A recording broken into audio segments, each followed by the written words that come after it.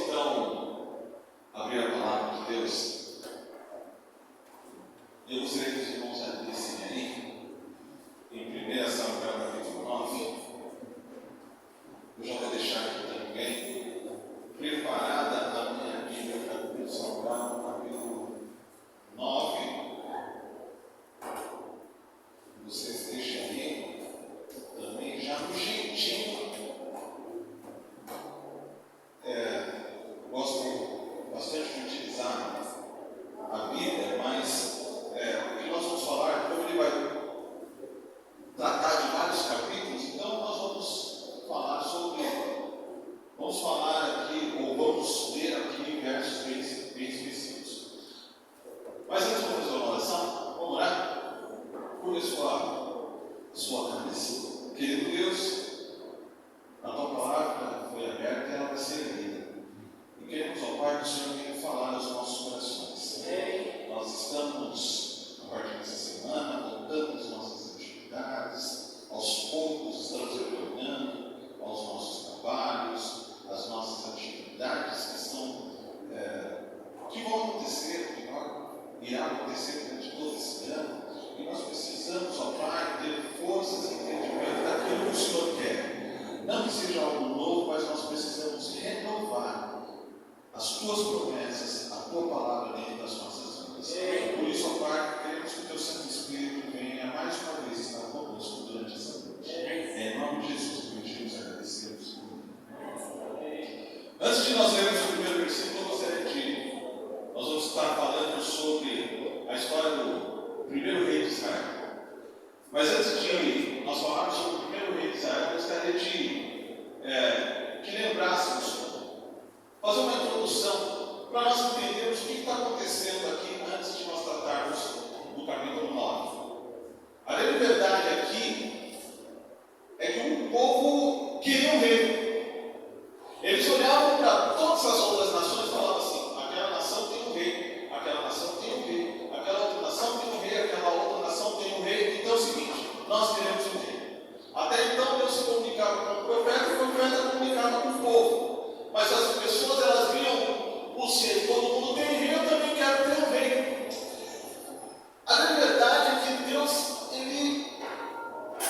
ele permitiu que tivesse um rei pela existência, mesmo falando para eles: vocês sabem o que vocês estão pedindo? Eu só vou te indicar, só vou falar o que vocês vão, o que vai estar acontecendo na vida de vocês.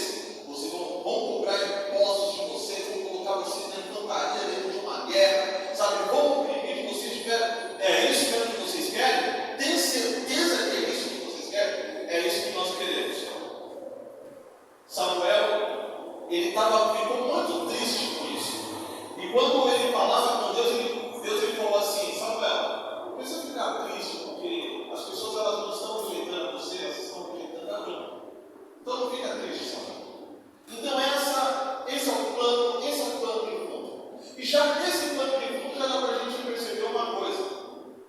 Sabe que ela fala que eu ouvi, tenho certeza que vocês ouviram, e que muitos de vocês inclusive falam. Se não falam, falarão para os seus filhos: você não é todo mundo? Lembra?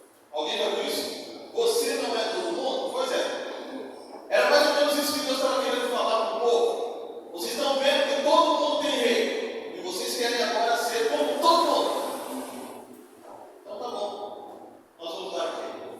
E aí, aqui começa a história do primeiro rei de Israel. Na verdade, não foi um propósito de Deus, mas uma permissão de Deus pela existência do povo.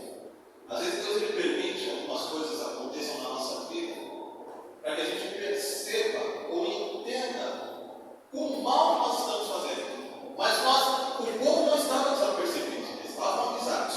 Mas vamos lá, capítulo 9, verso 1 e 2 diz o seguinte: havia um homem de Benjamim, cujo nome era Quis, filho de Abiel, filho de Zeror, filho de Becorate, filho de Abiás, benjamita, homem de bens. Tinha ele um filho cujo nome era Saul, moço e tão belo que entre os filhos de Israel não havia outro mais belo do que ele. Desde os ombros para cima sobressaía a todo o povo. E aqui começa a introdução falando a respeito do primeiro rei. E fala que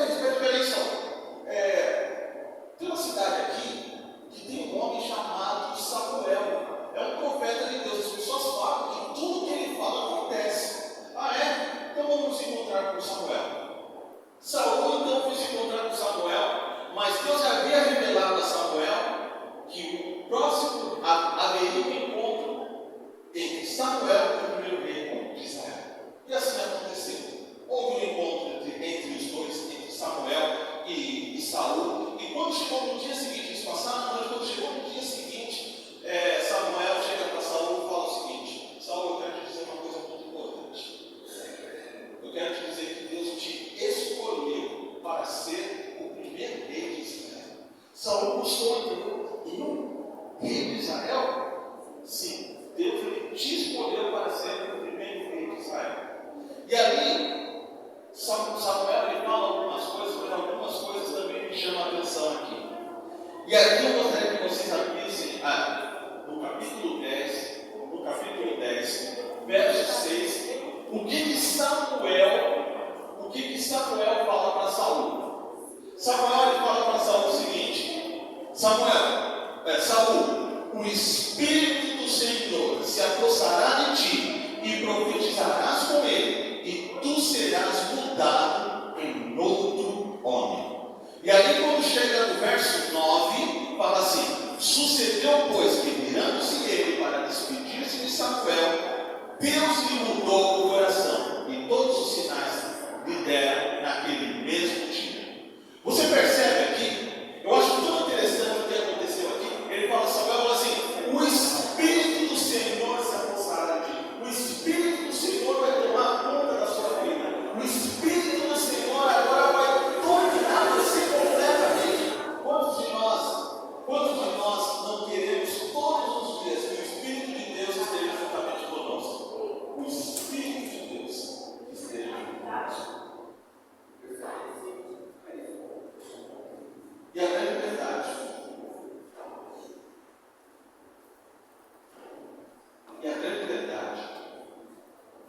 é que a todos aqueles sinais se deram naquele mesmo dia. O Espírito de Deus se aposta deles. Guarda essa informação. Bom, as pessoas começaram a admirar Saul. Olharam para Saul e falaram assim: nossa, Saul, que homem, olha que homem inteligente. Saul, olha que homem sábio. Olha que homem, olha como ele está julgando o povo. Olha como ele administra todo o povo de Israel. Que coisa fantástica. As pessoas começaram a admirar. Primeiro mês, as pessoas admirando. Segundo mês, as pessoas admirando. Terceiro mês, quinto mês, 10º mês, as pessoas admirando cada vez mais a Saul. O homem sábio, ele estava tratando as questões do povo de Israel. Mas passou 12 meses e aqui entrou mais. Como seria bom se a história de Saul fosse uma história que falasse assim: o Espírito do Senhor se apossou dele, e durante todos os anos do reinado dele, ele serviu ao Senhor como o Senhor propusera para eles. Após um ano, 12 meses se passaram, Saul começou a mostrar exatamente as suas graças, exatamente os problemas que culminaria em tudo que iria acontecer depois na vida de Saul. E agora aqui no capítulo 15. Do capítulo 15. Eu vou parafrasear, mas eu estava no capítulo 15 aí. O que acontece aqui é o seguinte: estava tendo sempre guerra entre Israel e Filisteus o tempo todo. Israel e Filisteus estavam sempre entrando em guerra. E nesse momento estava a guerra novamente. E aí estava o pelotão dos filisteus e aqui o pelotão do povo de Israel.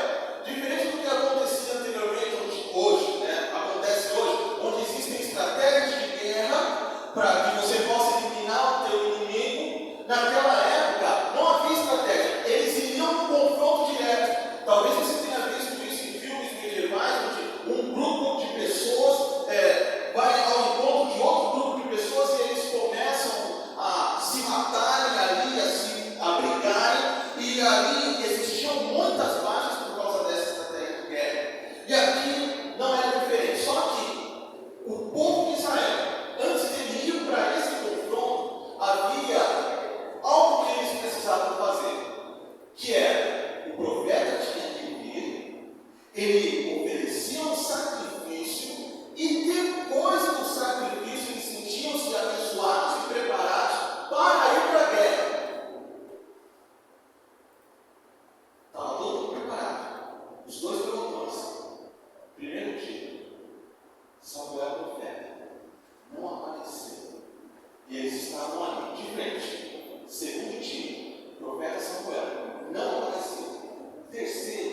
Quarto, quinto dia, o profeta não apareceu.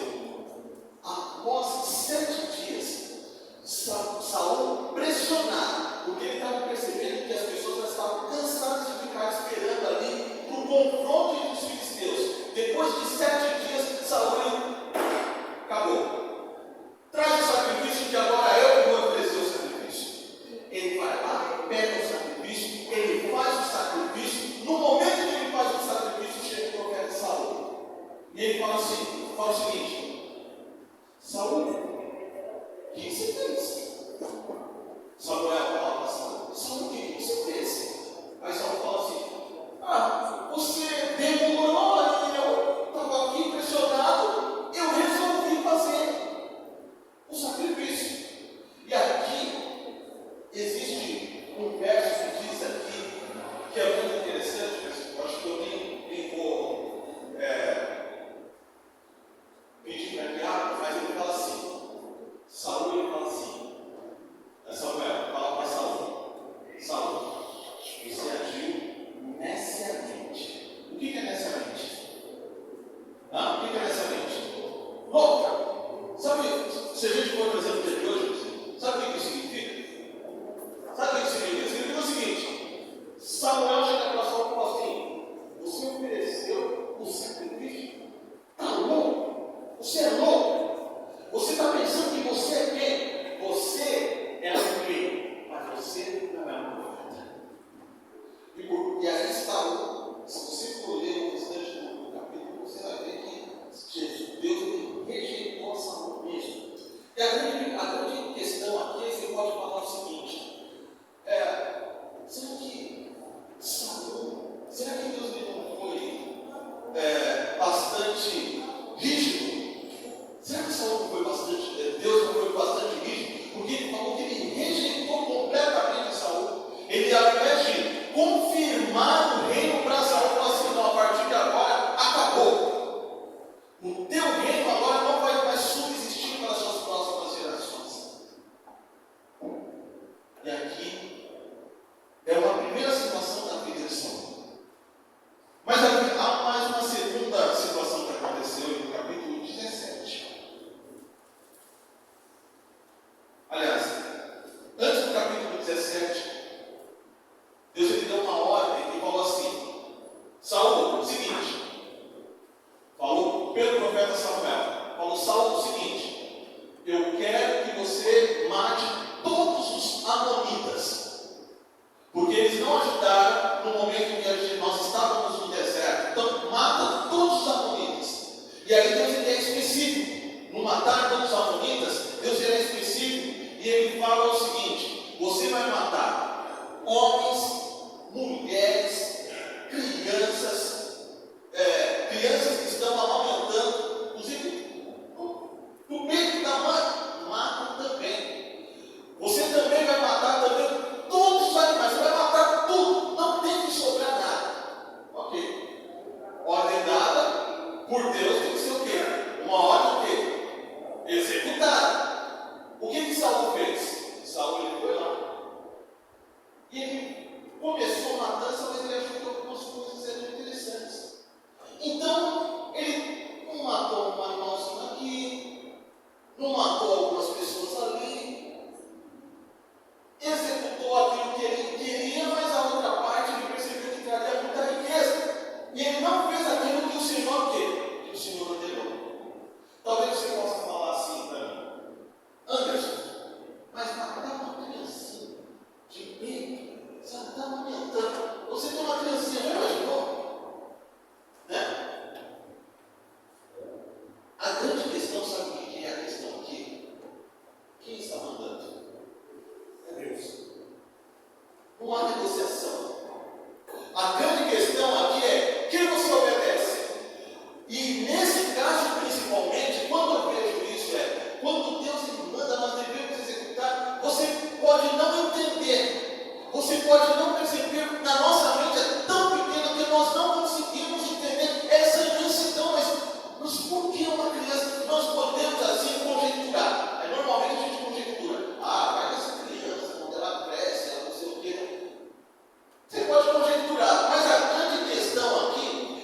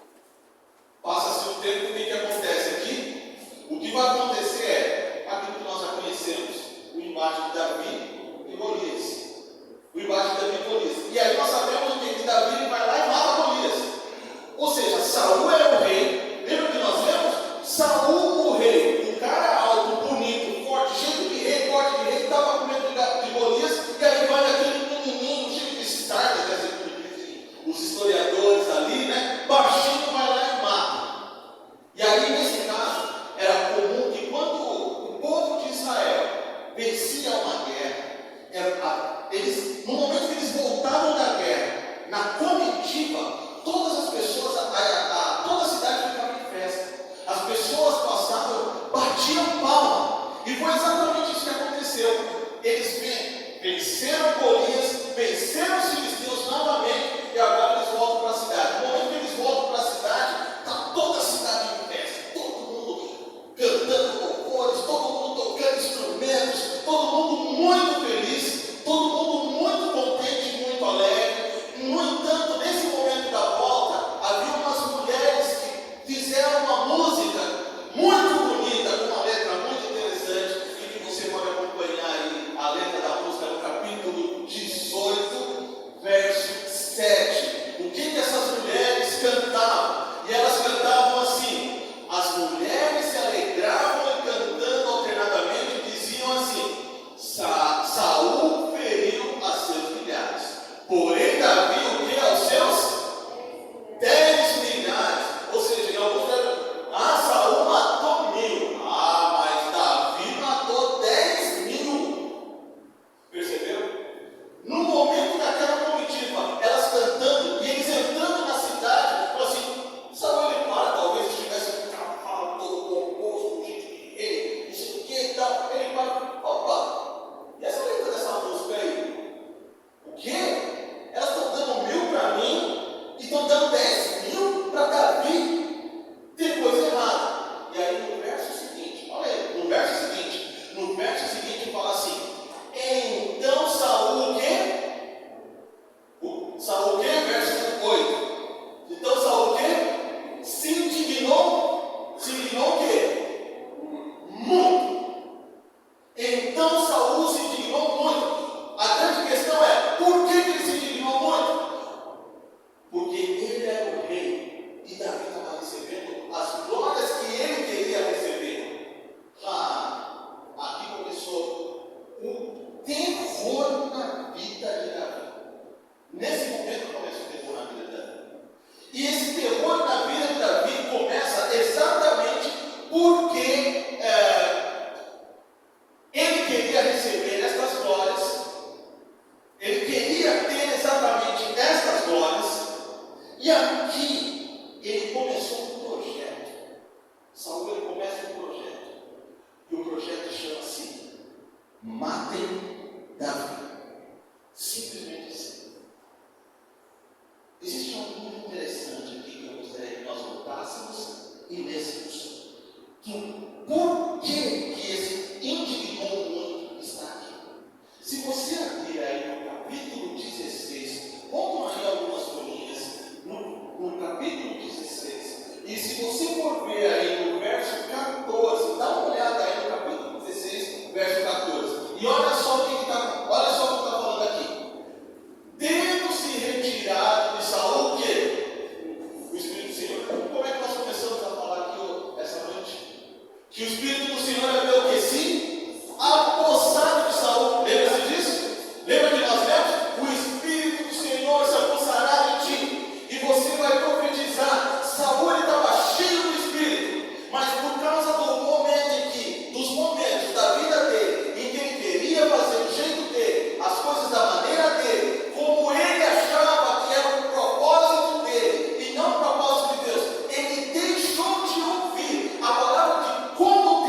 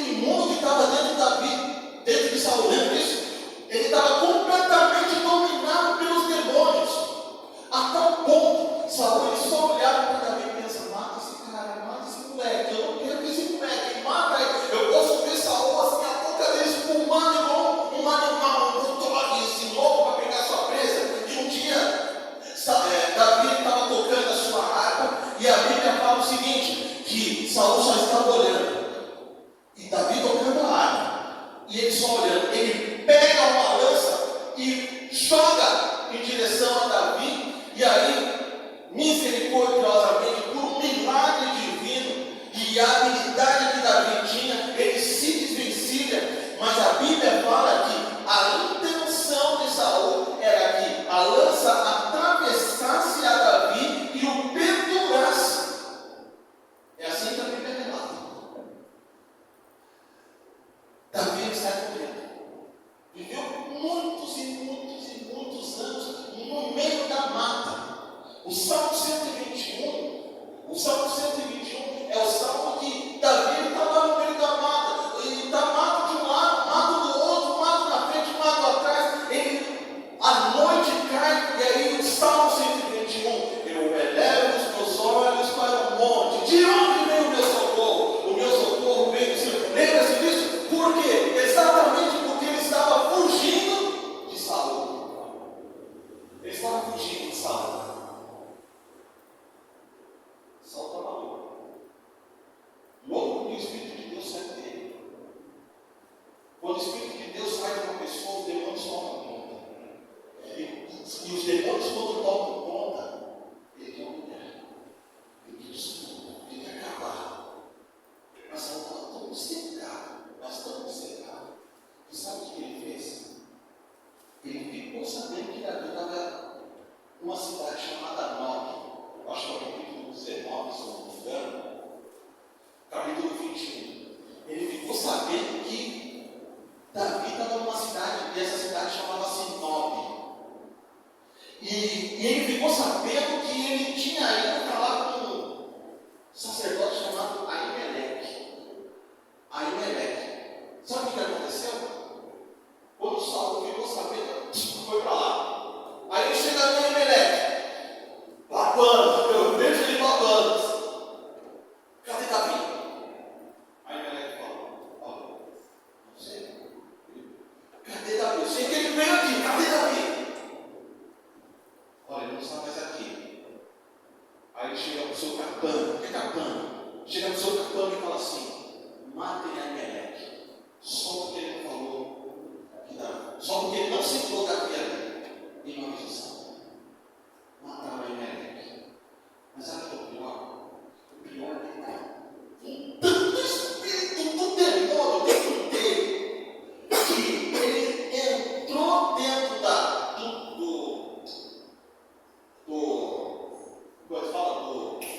santuário ali, ele entrou ali dentro e ele matou todos os sacerdotes. A Bíblia fala em número de 85 sacerdotes. 85 pessoas morreram lá. Ele pega com seus capangas, mata todo mundo. Você acha que é muito? Você acha que é muito? Ele matou todos os habitantes da cidade de Nó. Todos os habitantes de uma cidade de Nó, que era uma terra de sacerdotes. Ele matou todo mundo.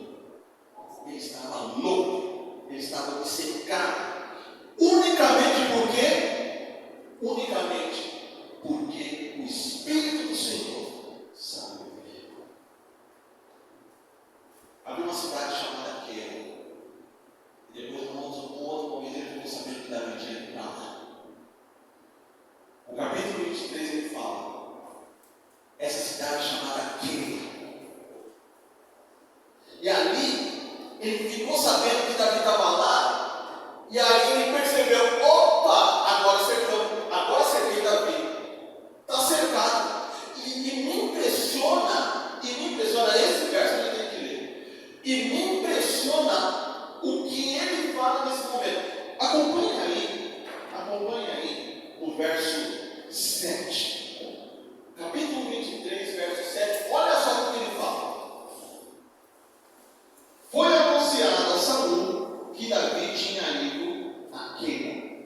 Disse Saul: Deus o entregou em minhas mãos. Deus o entregou nas minhas mãos. Está encerrado, pois entrou numa cidade de portas e ferrolhos. Ele achou que ele tinha, agora Davi entrou lá, eu estou aqui, cerquei. Acabou, ele não consegue mais sair daqui. Mas o que mais me chama a atenção, sabe o que é? Sabe o que mais me chama a atenção? Olha só o que ele fala aqui, ó. O que ele fala aqui, fala assim: Deus os entregou nas minhas mãos. Espera aí. Deus me entregou nas minhas mãos. Saul está achando que Deus está aprovando isso aqui. Na cabeça estúpida de Saul, ele está achando que Deus está à frente de tudo isso que ele está fazendo. Na cabeça estúpida de Saul, ele achava que deveria matar o sacerdote Emelec. Na cabeça estúpida de Saul, ele achava que deveria matar os 85 sacerdotes. Na cabeça estúpida de Saul, ele achava que ele deveria matar todos os habitantes da cidade de Nob. Na cabeça estúpida de Saul, ele deveria matar Davi. Tudo isso como resultado do quê? Do Espírito de Deus que se retira. O Espírito de Deus, quando se retira, os demônios começam a falar. A frase da Joel é: o mundo espiritual é real. E quando nós deixamos que o Espírito tome conta das nossas vidas, nós ficaremos tão loucos quanto Saul. Quando a gente olha para essa conexão, eu percebo muitas vezes que na vida cristã nós somos iguais. Infelizmente. Só está me iludindo. O que é ilusão? É você ver uma coisa que não existe. É você ver uma coisa que não aconteceu. É você ver uma coisa que parece, mas não é. Lembra do Denorex? Parece, mas não é. Os ilusionistas, né? Os ditos mágicos, que são ilusionistas, eles conseguem fazer aquilo de uma forma que parece que é real, mas na verdade é tudo um truque. Só para iludir. Ilusão é você acreditar que as coisas estão indo muito bem, quando na verdade as coisas estão indo muito mal. Ilusão é você achar que nas suas coisas da sua vida você acha que Deus está lá e Deus não está. É ilusão. Ilusão é você acreditar que Deus está no controle, mas você nunca colocou Deus no controle. Muitas e muitas pessoas, sabe o que elas falam? Elas falam assim: ai, que bom que Deus me abençoou com esse emprego, e às vezes Deus não tem nada a ver com aquele emprego. Às vezes é um emprego que você, muitas vezes, você está mentindo para as pessoas, e aí muitas pessoas falam assim: ai, que bom que Deus me deu esse emprego, mas Deus não estava lá. É ilusão. Ilusão é achar que as coisas estão indo muito bem, quando as coisas estão indo muito mal. É você achar que Deus está no controle, quando na verdade Ele não está. Muitas e muitas pessoas, elas começam a crescer profissionalmente, começam a crescer financeiramente, e elas falam assim: ah, graças a Deus, virou um jargão, como se Deus eles tivessem tudo aquilo, mas na verdade, Deus não tem nada a ver com aquilo. Não é pelo fato de você estar crescendo profissionalmente ou financeiramente que Deus está lá. Você sabia que até os ricos prosperam? Você sabia que no Salmo 73, essa é a indignação de Davi, porque os ricos prosperavam e ele não? Ilusão. Nós achamos que as coisas muitas vezes estão muito bem, quando elas não estão. Às vezes, o cristão, nós estamos aqui na igreja, nós não somos nem dizimistas ou ofertantes fiéis. É ilusão você acha que Deus Ele vai estar com você. E não são palavras minhas, não são palavras minhas. Porque em Malaquias 3:9, que muitas vezes nós lemos aqui, sabe o que fala lá? Se você nunca percebeu, sabe o que fala lá? Com maldição sois amaldiçoados.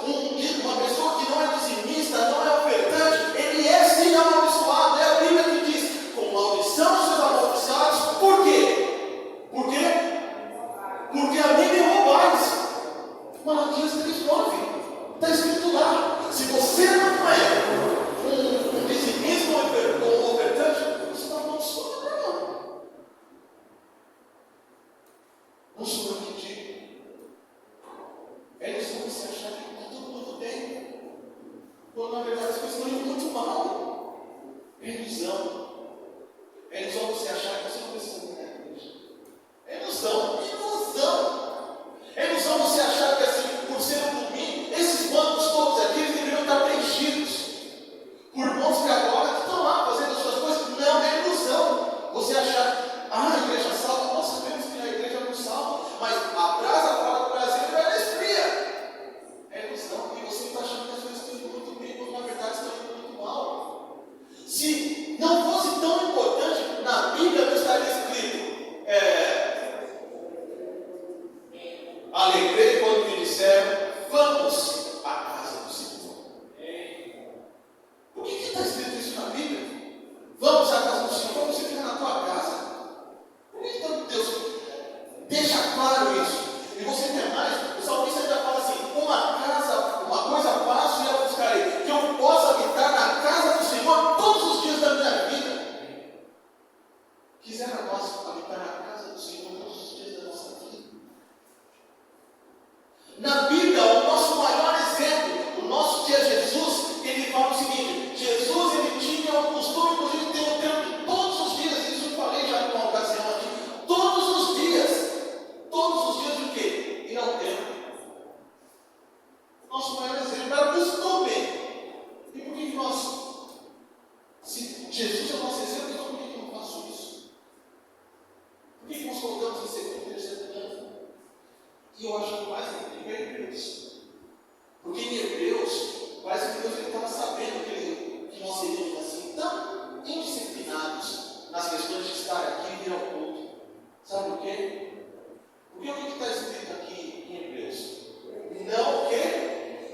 Não deixeis de congregar, como é costume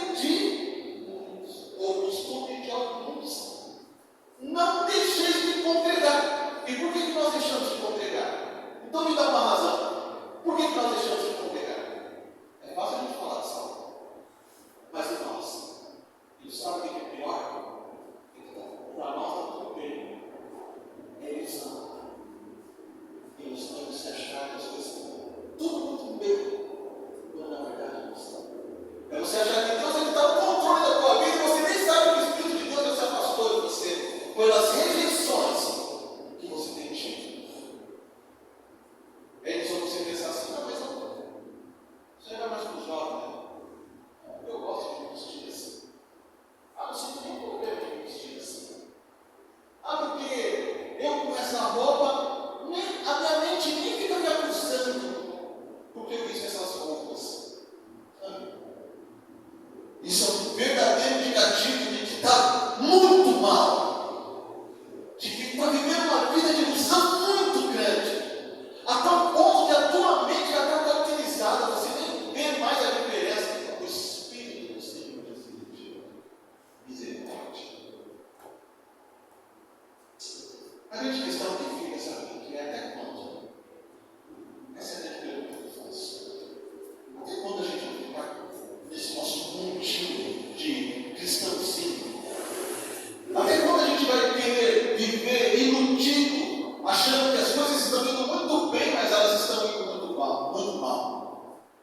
Muitos de nós estamos aqui querendo falar, vamos falar de Jesus para tal pessoa, mas nós nem estudamos a Bíblia. A lição de escola sabatina, a gente não pega na Bíblia diariamente e nós achamos que as coisas estão indo muito bem, está tudo certo, é ilusão. Ilusão é achar que as coisas estão indo muito bem, mas as coisas estão indo muito mal. Quantas pessoas estão vivendo ilusões? E até quando a gente vai ficar fingindo em sermos cristãos? Nós temos avançando, mas vale lembrar como é que termina a história. Saul ele estava no momento de grande pressão e mais uma vez os filisteus estavam no seu encontro. Samuel já não falava mais com ele, já tinha morrido. Deus já não falava mais com ele. E aí ele adora o próprio Satanás, quando ele procura uma feiticeira, porque ele queria falar com Samuel.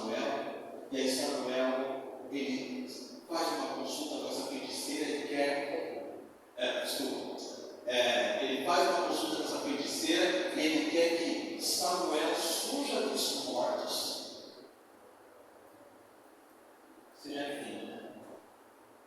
Adorou o próprio Satanás. E depois, quando ele sai da consulta, ele está envolto de filisteus, eles estão prontos para pegar, e o seu orgulho diz o seguinte: eu não vou deixar que me matem. Ele pega a espada do seu servo e se lança sobre esse altar da espada. E assim termina a história de Saul. Um homem belo, um homem escolhido por Deus, um homem que estava cheio do Espírito, um homem que o Espírito de Deus se apossou dele, mas por causa da ilusão, da sua vida medíocre, das decisões que ele havia tomado, e o pior, de não obedecer a Deus, por causa disso, a sua vida foi ceifada.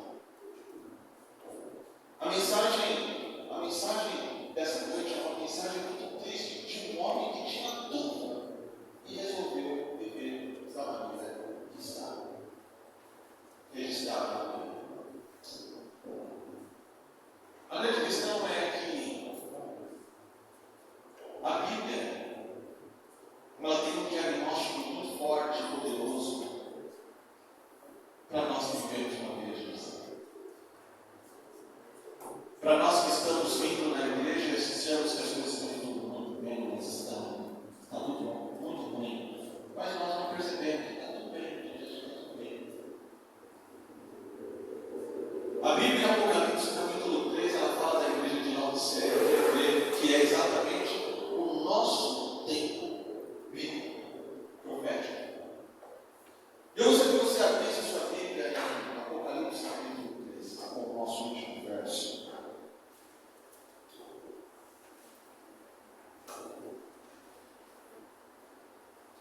E a partir do verso 17, ele fala exatamente para o povo que acha que as coisas estão indo muito bem, quando na verdade estão indo muito mal. Laodiceia é a igreja dos nossos dias e diz o seguinte: você pode acompanhar aí no verso, a partir do verso 17, diz o seguinte: estou rico e abastado, e não preciso de coisa alguma, e nem sabes que tu és infeliz, sim, é miserável, pobre, cego e nu. Verso 18, aí vem o diagnóstico para nós. Aconselho-te que de mim como tesouro refinado pelo fogo para te enriqueceres, vestiduras brancas para te vestires, a fim de que não seja manifesta a vergonha da tua nudez, e colírio para ungir os teus olhos, a fim de que vejas. O que Deus está falando aqui é o seguinte: você que acha que está tudo muito bem, sou rico, está tudo muito bem, está tudo jóia, estou na igreja, estou firme. Deus ele fala o seguinte: eu aconselho então que você compre um produto e brinque os seus olhos, para que você veja a sua real situação. Porque quando Jesus Cristo vier, a Bíblia diz que vão ser separados dois grupos. Para um grupo vai estar escrito assim, vai ser falado o seguinte: vinde benditos do meu Pai, possuem por herança ao reino que nos está preparado desde a fundação do mundo. Mas para o outro grupo de pessoas, Deus simplesmente vai falar assim: aparta-te de mim, porque eu não vos conheço.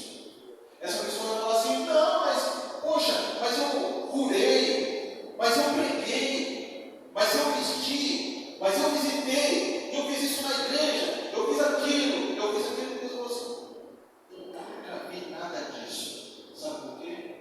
Porque o Espírito do Senhor se encheu. O meu apelo hoje é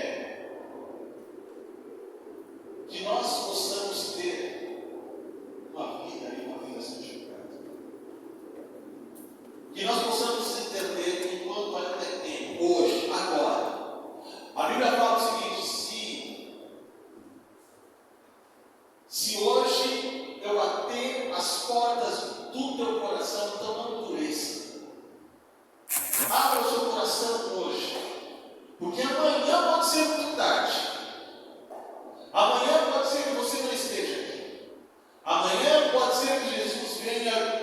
e você simplesmente não tem a oportunidade de mudar a sua vida. Que você bem encolhidos os teus olhos para que você veja. Hoje, pois amanhã pode ser frustrante.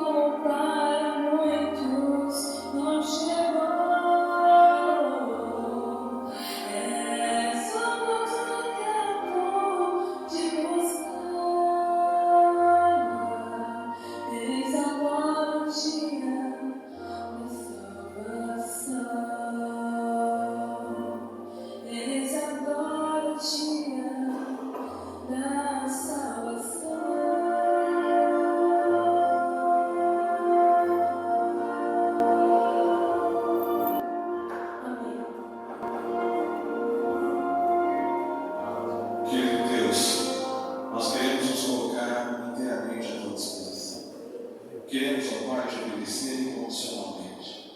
Não queremos fazer as nossas vontades, mas queremos fazer a tua vontade, que é soberana. Nós reconhecemos, ó Pai, que tu és o Deus, o único Deus a quem nós devemos servir. E é a este Deus a que nós queremos que seja nosso guia. Então, por isso, ó Pai, nesse momento, a partir deste momento, queremos que a cada dia, a cada momento, esse momento tomar conta das nossas vidas. E nessa semana que para nós é desconhecida, que o Senhor venha nos direcionar e possamos ser luzes